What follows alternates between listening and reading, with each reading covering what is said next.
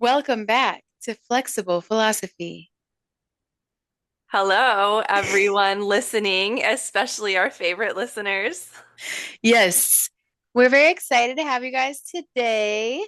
Um, we have an exciting topic, which I'm kind of surprising Jennifer about because it's about a group that I'm a little bit familiar with and she hasn't researched. So this is the raw reaction Yes. about this material from Jennifer. So, And at its core, this podcast was kind of about just like having a conversation that's interesting. So I hope you find it interesting, but we're just going to entertain ourselves.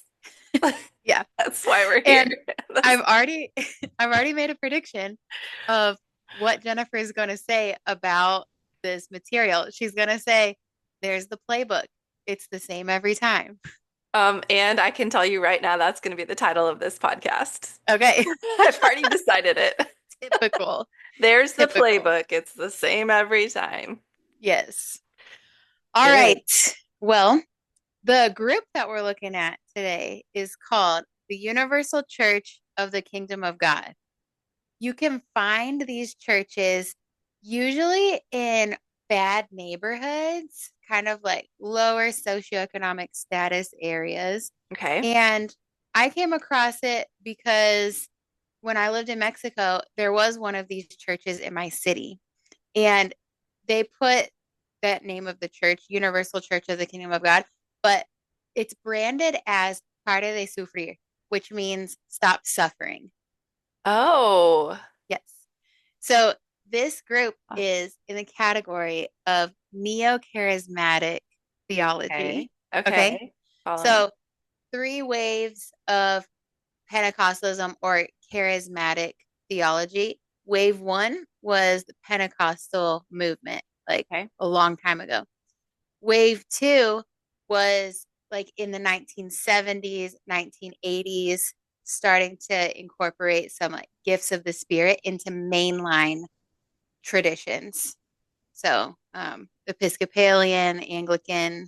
stuff, and I you did know, not know this. This is fascinating. yeah. So other denominations that tend to be mainline, like even Lutherans, even Catholic Church, experience kind of a wave of charismatic movement and stuff like that. So the third wave is when you get like the Vineyard movement, International House of Prayer stuff. Uh huh. Okay. Okay, Yeah. that puts it on the map for me. Okay. Yes. So the I'm super interested in all of those because the Toronto Blessing, I don't know if you ever heard of that. It Yes, started I've in, talked to you about this before. yes, Okay. started in an airport church in Toronto. But that is a big part of like the third wave type of thing. So what you see in neo-charismatic circles is that they're not part of mainline churches. Mhm. So it's not part of something that's regulated. They tend to call themselves independent evangelical churches with a huge emphasis on gifts of the spirit and speaking in tongues, other kind of charismatic flavors of stuff. Okay. Okay. I would call this movement like my son just played his rival soccer team. So like, in one town there's like two rivals. So like Mhm. Southern Baptist evangelicals, which were the biggest category of evangelicals, I would say were rivals with this charismatic movement in the sense that we were like, we don't like those guys. They're not the Yes. real Christians. They were like the competitor Christians. We were like, they don't know what they're doing. Yes. Yep. Yeah. Um, it's like, yeah, there's different teams. Or, well, Yes. I grew up non-denominational, so we had like, Awana. Like Awana was at the Baptist church, and like Yes. we don't do Awana. We have we have Wrong our own team. brand of stuff. Yeah. Good word. Team is a good word. Yes. Yeah. We Okay. have Joy Club was at another Baptist church. It was kind of like a knockoff of Awana. So Uh-huh. Joy standing for Jesus, others, you. We had it was like Boy Scouts. We had like vests and we had patches and all this stuff for memory verses and things like that. So yeah, interesting. So, anyways, all right. The this is church is called kind of like neo-charismatic type of category involvement. So that I always get so skeptical of independent churches. Like there's no authority to them. It's not as regulated. It's usually like a pastor and his wife doing what they want. Yes. Yeah. Any Would you? thoughts? Oh, yeah, I do have a thought about that. That's a good question. Or that's a good point about independent churches. Because again, SBC and a lot of those like mainline religion or teams, if you will, have like such a hierarchy of an oversight and board and all that. So, do you think that there's more or less of a chance of corruption, like culty behavior from independent churches or the mainline? Well, in my personal experience, I think a lot of these culty behaviors kind of feed themselves in independent churches because they are isolated and they're kind of secluded, Yeah. and there is no accountability aside from what's going on in that couple that's in leadership, or like Yeah. their own livelihood depends on the survival of that church. Yeah. So I think kind of like sweeping things under the rug, covering stuff up. I think of the Word of Faith Fellowship that we talked about a few episodes ago. That is a neo-charismatic independent church. They have no one to answer to. And so Yeah. I feel like that level of corruption and that level of isolation results in just increasing the amount of harm that can be done and Mm-hmm. how it can be swept under the rug, and like the people remain in power and they just remain with their church. Yeah. I think it's a different brand of corruption. Like, I agree. It's like on the one-off churches, it is like sometimes just a cult of personality where like the couple or the one leader has like charted their own path and they've gone off on their own. There's no accountability. I think the problem is when the leader like that becomes the head of the SBC, for example, like Paige Patterson, who was Oh. extremely corrupt and did a lot of things, that affects from the top of that entire hierarchy down. So it's just like a different flavor to me of Hmm. corruption. It looks different. I think you're going to see if you tell me more about this church, I think you'll see a different version of a playbook. The large scale corruption in those big mega mainline organizations, there's more like pleasant wrapping paper around it that so it's a little harder to see what's going on behind closed doors. Hmm. I think they're better at cover-ups, honestly, than these other one-offs. Yeah, potentially, because we're talking billions of dollars Yes. of corruption and of money laundering and kind of like a pastor pyramid scheme Yeah. to get these prizes and get higher status and stuff like that. So, Yeah. And a lot of people who are not aware. So there's mhm, people I think in that corrupt like hierarchy that just have good intentions and have no idea that they're the team they're playing for, like what's really going on in the mhm, coaching staff, if you will. yes, yeah. Okay, tell me more. So when I lived in Mexico, there was a group of a bunch of expats that we would get together. It was a lot of people that were from, let's say, Michigan, and they worked for the Ford company, and Ford had a plant down where I lived. So there would be, like housewives of Ford employees, or, there were just a lot of us were foreigners that were married to Mexican men. So it was a lot of like young moms and, Mm, helping each other out with like navigating the Mexican health system or navigating immigration stuff. And we were all kind of in the same phase of life and everything like that. So anyways, this church always kind of like caught my eye. So it sat up off the road, and there was like steps leading up to it. At the same time, it was kind of like a storefront type of deal. Like it wasn't a cathedral or anything of the sort. It was just like this church that you walked up these steps to, and so they had services like every single day. And this was on a busy road. So every time we drove by, I'm like, those people are at church, like yeah. it's never ending. Like, what are these services? So they had all these signs outside with the times, and there was like a deliverance service at a certain time, and then there was I forget how it was worded, but it was something like financial blessing service or that type of Hmm. deal. So one time well, I knew that the pastors were Brazilian too. So this church originated in Brazil. Oh, And cool. yeah, it's a really big operation even today in Brazil. So I was like, I should go and like talk to the pastor and ask if like his wife would like to join our expat group because there were some other Brazilians in our expat group and stuff. So I went and they were doing two things. Okay. Okay. Number one was they were telling people to bring a picture of their loved one that was sick or that needed some type of blessing, along with like $10. And if you brought that money with the picture, they would take the picture with them and go on this trip to Israel and like dip it in some sort of river or something like that. Oh Okay. my gosh. Yeah. But you had to bring money for them to take that picture and bless the person through dipping their picture in the water. All right. So that had my bells ringing. Oh, Number one. really? You're like, Yes. "Rah." Yeah. Well, at the time, I think I was still in Bible college, you know? Okay.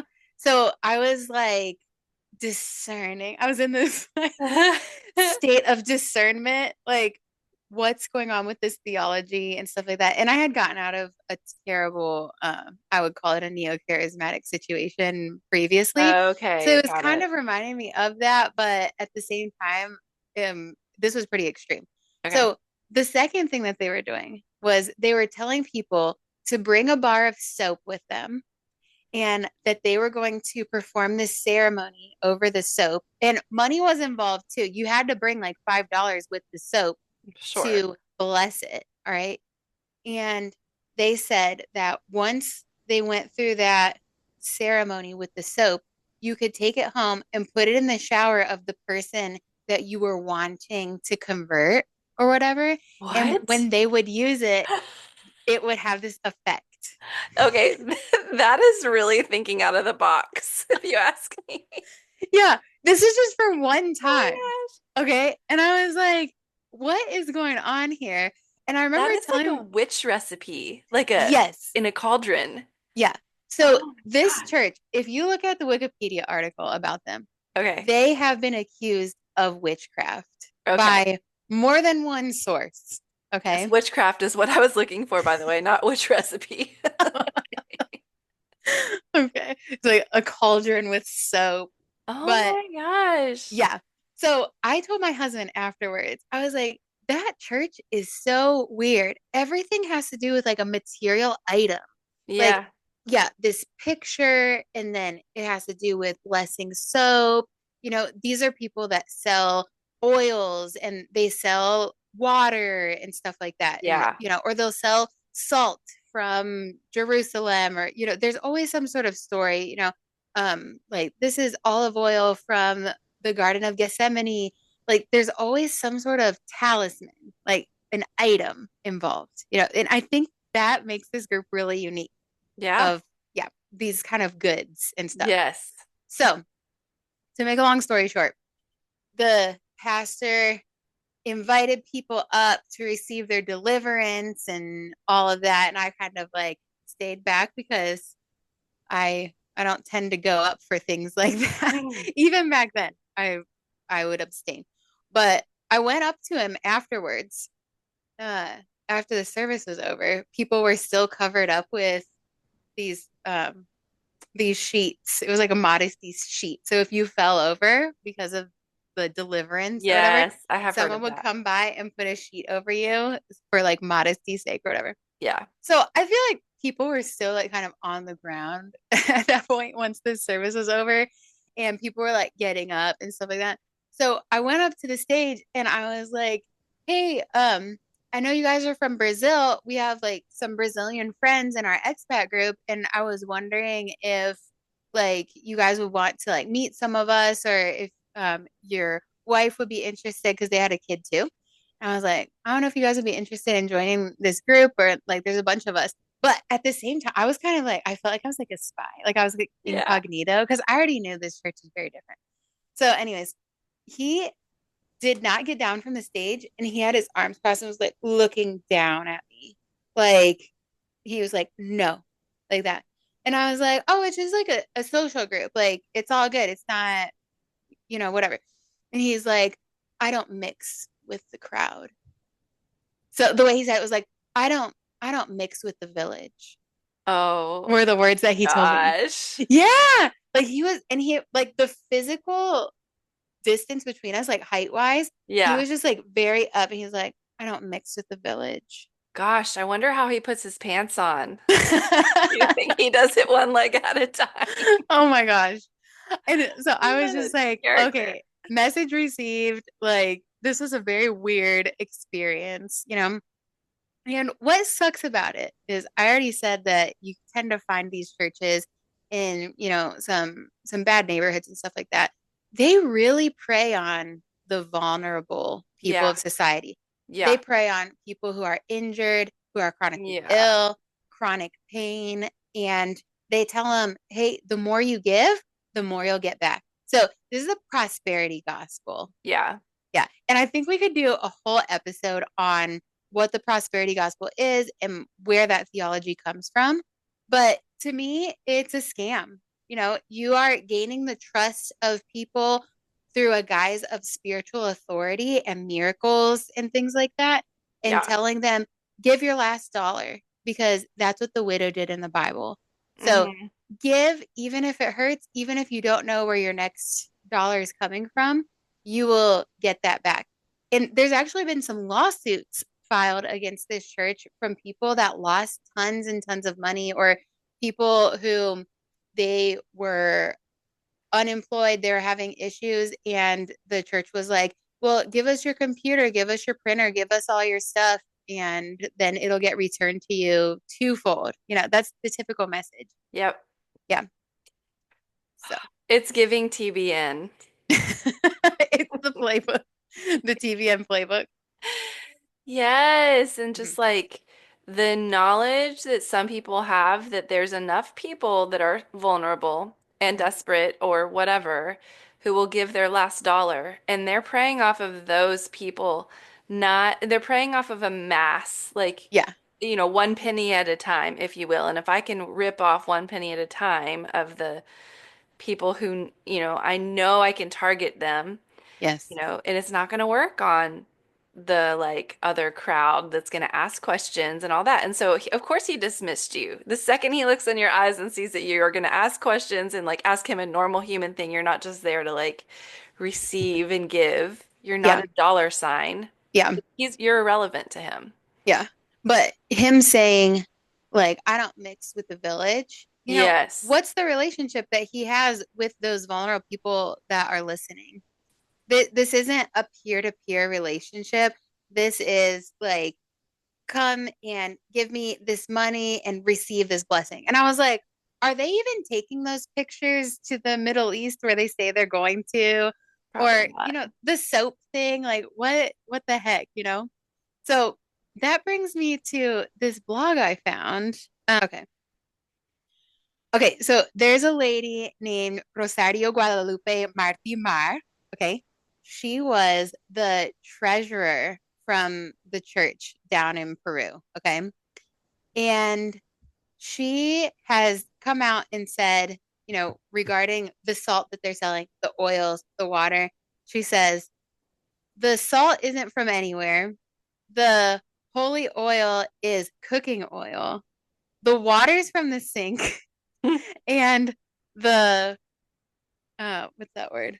Like the robes that they buy can be bought in any craft store, basically. Wow. So they're selling like fabrics and stuff like that that's supposedly magical, or that's been blessed, or that has some sort of significance. And she's Yeah. like, the stuff's from Costco, Oh my basically. gosh. So um she she talks about how a lot of these church members would pawn their television sets, they'd pawn their wedding rings, and they make their family fast so that they would have money to give in offerings. Like that's how powerful the message is Yeah. of like, you don't have much, but give it because you're about to get something in return.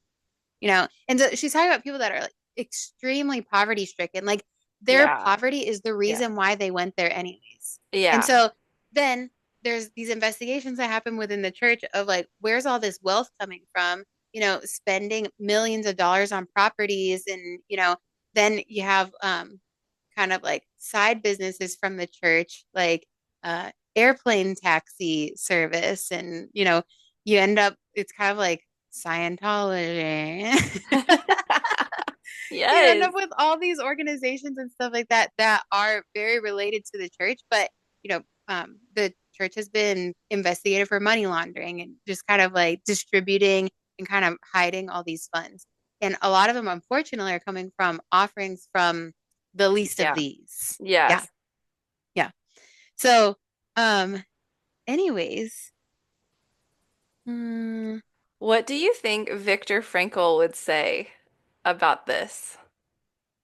I know that's kind of a left field question. Viktor Frankl, the psychiatrist that was in the concentration camps in the Holocaust, Yeah. who had everything stripped of him. Yeah, because his whole thing was having people need a meaning making system. And so I think what the people are getting out of these trinkets that they're spending their last pennies on is a meaning making system. It's not that it doesn't matter that the corruption is horrible on its own. I'm not justifying it. I'm just saying from the people's angle, they're getting what they're making meaning out of the water. Well, in a way, maybe it might give people hope in kind of like a placebo way, but I don't know how sustainable that is for an individual. I mean, you Yeah. give your last dollar and then it's like, oh, well, you don't have anything else to give. Well, then you can't bring the picture in. You can't get your soap blessed, you know? Yeah. Like, so you end up kind of like running your market out of business, like, and there's a lot of disappointment that comes with that. And there's a lot of hurt that comes with it, you know? So there's a woman named Vilma Melendez who said that the church had scammed her out of $120,000 over the lapse of 10 years. So the court in her locality ended up just closing the case, even though um, there were a lot of uh, instances of proof, and she had everything organized to prove that she got scammed and stuff like that. I think it's so tricky because with something like offerings, it's like we didn't seal that. That was out of the kindness of your own heart. You decided to give that. Yeah. You were you were moved by the message, and that was a gift that you gave, Yeah. right? So I think things get tricky. The other thing is that church has so much money, you wonder if corruption has something to do with cases getting dismissed and things like Sure. that. Yeah, I mean, I'm literally talking about billions of dollars. Like, it's actually a Yeah. lot of money. Wow. So anyways, this woman, Vilma, that made all of these accusations and stuff like that, started to get death threats. Okay. And I'm going to read some of the messages that she received from people in the church to Okay. intimidate her. Okay. Damn bitch, you are going to pay if you continue. You'll see. You are fighting against a giant. If you continue, we'll run you into the ground. It's easy to crush you. You are definitely demon possessed, and you can't come against us. God is on our side.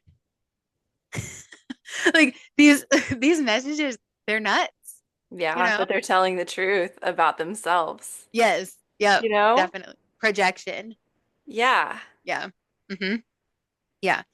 So I think, well, I'm kind of like, all right, it's not so much Viktor Frankl, but it's like, I mean, that's using God's name in vain, like, Yeah. you're coming against God, God's on our side and stuff. And it's like, I is know. that a biblical message to be taking from the people that are the most vulnerable and the poorest people, widows and stuff like that? Like, is that a biblical message to where you think that uh, God would support that, you know? I think that's the one of the hard things about religious corruption is that it's corruption and exploitation in some of the most meaningful parts of our human nature. Like Hmm. having a meaning-making system or belief or vulnerability and wanting like to go somewhere and like be healed is such a core human experience. And when people Hmm. figure out how to profit off of that, it's just such a dark art. Yeah. And so, me being in some neo-charismatic circles Yeah. and having seen stuff that I cannot explain, like they Yeah. would say that they're miracles, right? And Hmm. maybe they are. I don't know. Like, I've seen some weird stuff.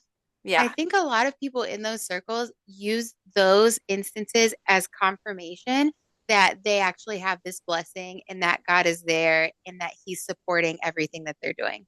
Yeah. And it's such a dangerous thing It when you is. use those types of works to confirm that you're doing everything right and stuff. Because, like we were saying before, that kind of just feeds into even more potential corruption or even more potential harm.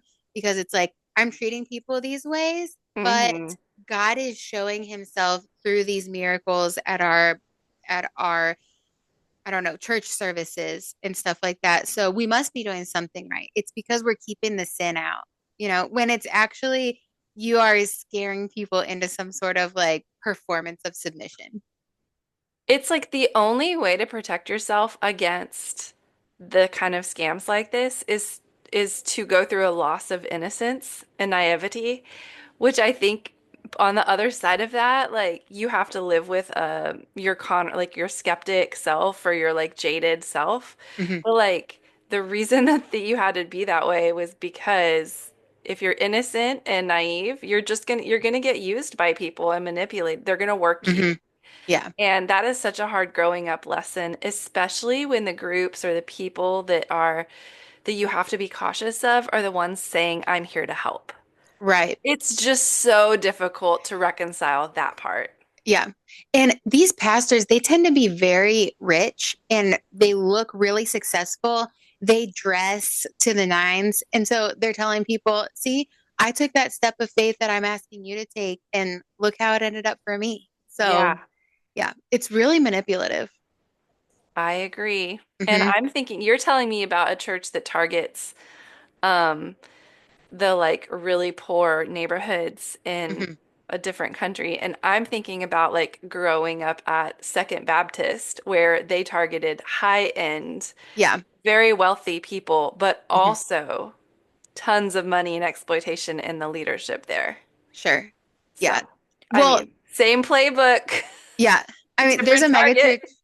There's a mega church here in my area that's under tons of investigations and stuff for actually monetary corruption.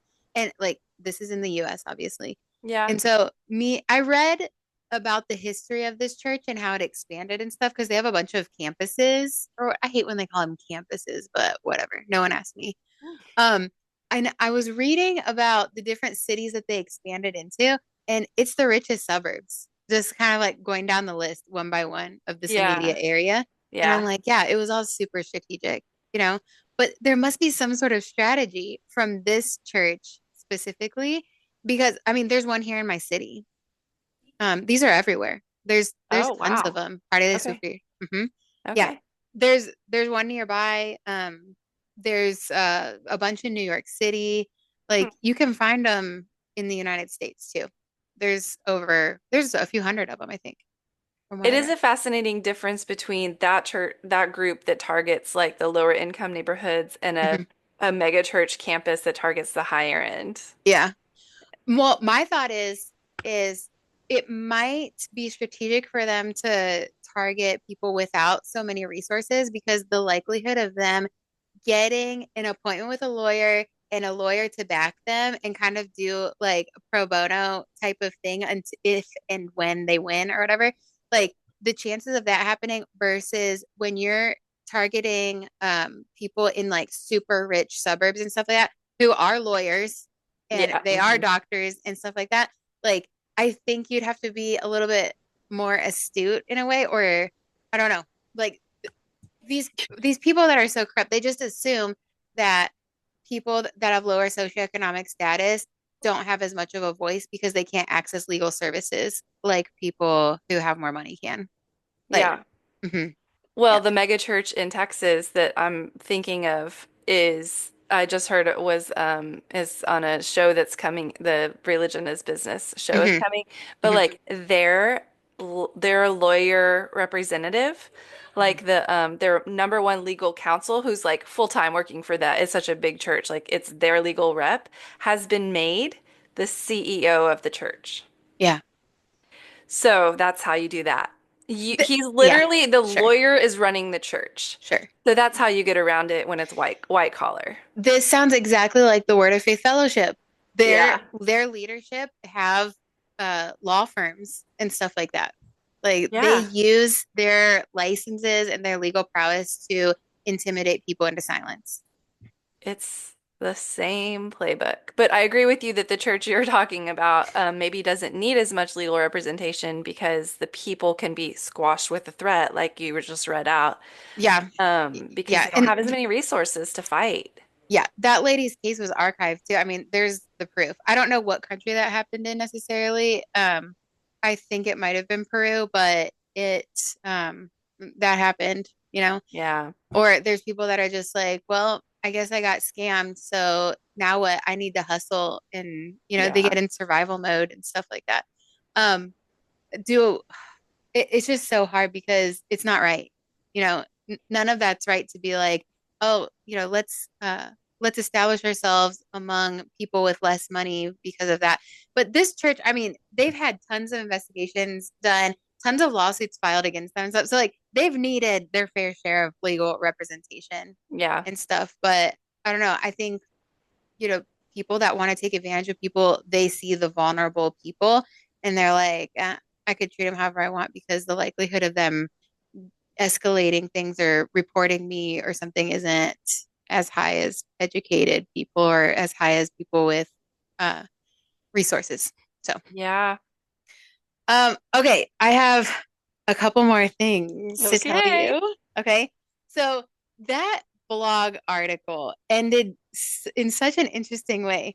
It basically says like, oh, by the way, this church, Friday Superior, um, they bought 20 trucks, a $150,000 garage in the middle of the city. They spent 65, I'm sorry, $650,000 in a church building on a prominent avenue and 450,000 for another like business structure. Okay, so they're like, all right, look at these people that said they got scammed. The people that tried to file lawsuits, they got quashed. The death threats that were received. Oh, and by the way, look at this. you know, this is how much money was spent in one city at one little church. You know, um, it's nuts. So, okay, what Okay. you said exactly what I thought you'd say. It's the playbook. But it is. Like but it is the same playbook.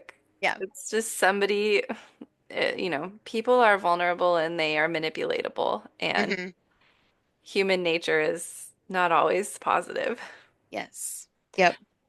But like Okay. you Go would ahead. notice that like in a one-on-one relationship, like it's like, yeah, like that happens. But what's crazy about all these examples is this happens at this like systemic level where an entire like organization gets built and run and exists like and it just keeps going and Yeah. people just keep coming. Yeah. They exist in like, I think I read 172 countries or something Hmm. like that.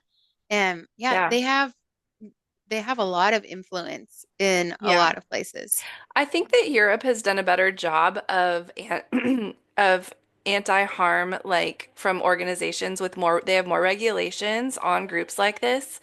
We're definitely not there in the US because the loopholes with the church and state precedents that have been set like just give free rein to stuff like this to happen. Hmm.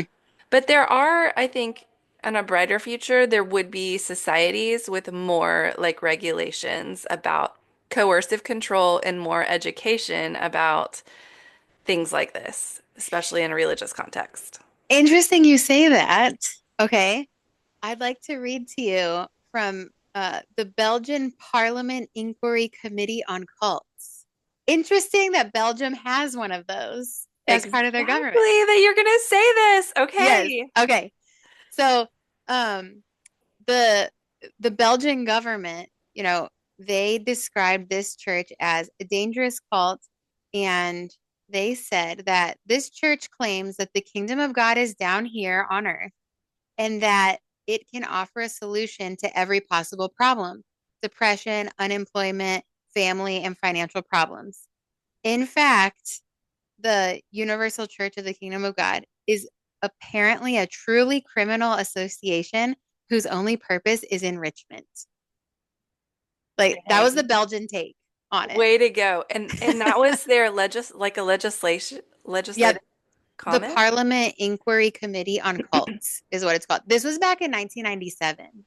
Okay, so can they restrict their efforts in Belgium based on that assessment?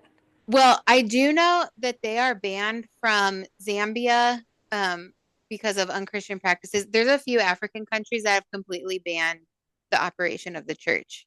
Okay. So, yeah, Angola is another one that's completely banned it, and Madagascar also banned it because, um, yeah, there's just like a lot of, well, they called them a foreign society.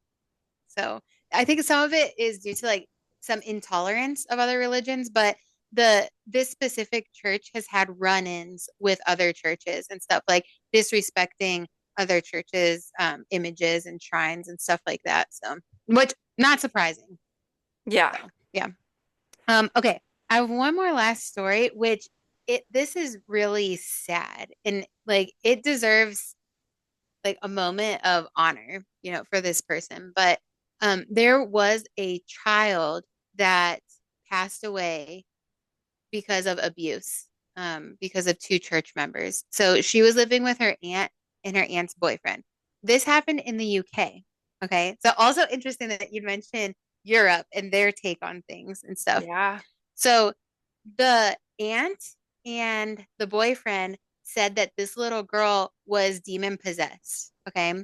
And they abused and neglected this little girl. So before she passed away, she had told the pastor that Satan controlled her life and that Satan had told her to burn her body. Okay. So there's all this, there's all this question in my mind of who said what and when, how much of this was clouded by religious delusion, what did the little girl actually say? And at the end of the day, I mean, if people noticed that she was showing signs of abuse and neglect, why didn't anyone do anything about it? Yeah. So she ended up succumbing to her abuse. That she said, they say she died of her abuse. I don't know what the extent of the injuries were or anything like that.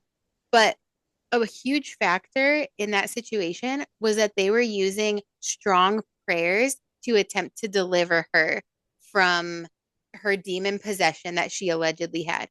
Yeah. This is like blasting, you Yeah, know? that's what I was thinking of too from Word of Yes. Faith. Yeah. Yeah. So apparently, the BBC reported that strong prayers had been used on a 16-year-old boy in the UK also. And like throughout these investigations, it made this church kind of like reflect on the use of that practice of what I would call blasting, basically, um, on these children, succumbing them to that type of thing.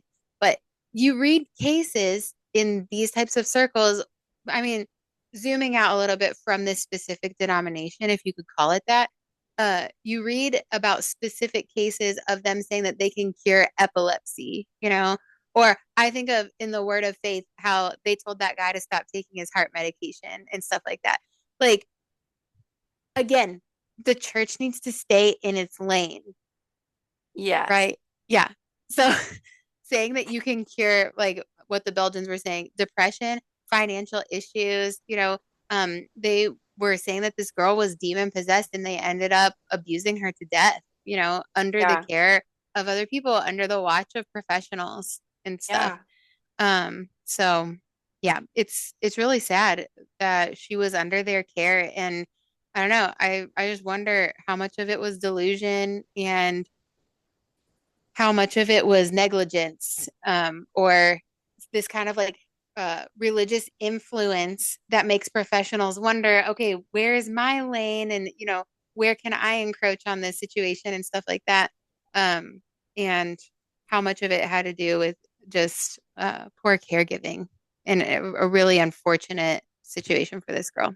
So, But there's also like a precedent for these types of groups to have these types of stories with mhm, severe child abuse and yeah. neglect, like cult groups have a precedent of that, those kinds of losses. Hmm. Um, it's really, really sad. And Yeah. also think of like the historical multitude of people who have died from concepts related to demon possession. Like it makes me think of Hmm. witchcraft trials or whatever. Yeah. But like the idea that there's an invisible force controlling you that someone has to punish out of you or kill out of you is has been around Yeah. for a Hmm. really long time. And it's so unfortunate that the it's like the idea like there's the group that's toxic and the exploitation financially is one piece, but a whole different layer is like the harmful outcome of toxic ideology that ends up Hmm. like physically hurting people. Yeah. Yep. A whole different layer. Hmm. Yeah. It's like, the conversion therapy movement that's so popular in religious circles, and it's based upon Mhm. a very strong conviction that they know what's right and what's wrong. And to them, it's more dangerous to be gay and go to hell than it is to endure a beating and abuse and potentially not change your ways. Like that's just where the whole delusion of fear comes in, where people really believe that like how this person isn't good enough, or it's not worthy of living, or it's not worthy of sharing space with them unless they change these fundamental things about them. Yeah, So, that's like so much more of a philosophical danger to me. hmm, yeah. It's more mainstream. Also straight from the headlines because conversion therapy just got reinstated in Oklahoma. I never thought we would see the day because there's so much research I against that. know. I know. Like I know. actual actual blind studies, um tons of accounts of abuse, autobiographical statements, tons and tons of stuff. I never thought I'd see the day. Well, I also never thought I'd see the day that Roe versus Wade got, undone. Yeah. So yeah, conversion therapy is now uh not prohibited. Very unfortunate. Just in Oklahoma. Well, But we you know know it's how, happening. yeah. Yeah. And I that's bet why Texas is next. I think that's why like we talk about these things in like this case study, like we may not live, well, maybe you do live across the street from that type of church because you said they were in the US too, but like They're nearby. Yeah. it's not like some like rare, all these groups like, yeah, I don't want to live in this content all the time because I need to like establish my life without thinking about it everywhere, but also Hmm. like these kinds of questions are so relevant to our lives. They're literally affecting maybe I'm not going to go buy oil, Yeah. literally just cooking oil. But the playbook and the way that this like these mechanisms work with the character and the ideology, like it is in our everyday lives Hmm. for sure. Yeah. And Yeah. the It's lessons are unfortunate. there. The one lesson that really jumped out to me from today, oh, we gotta go, is that well, when the leader told you, I don't meet with the people. Hmm. Yeah. That's telling. It's so telling, even in Yeah. our industry, when someone is like, those are the people down there, and I'm Yep. too good to have a conversation with you or them because I'm an expert. Yep. Oh my gosh. I Eye roll. cannot. Lately, I've been rolling my eyes so hard that it Oh, hurts. Like, don't hurt your oh, eyes. Okay. oh my gosh. All Well, right. thanks Well, for telling me about that group. It yep. did meet all the playbooks. Okay. Yep. Prediction checked off. So, all Okay. right. Catch Thank you you to our later. listeners. Bye, listeners. Bye.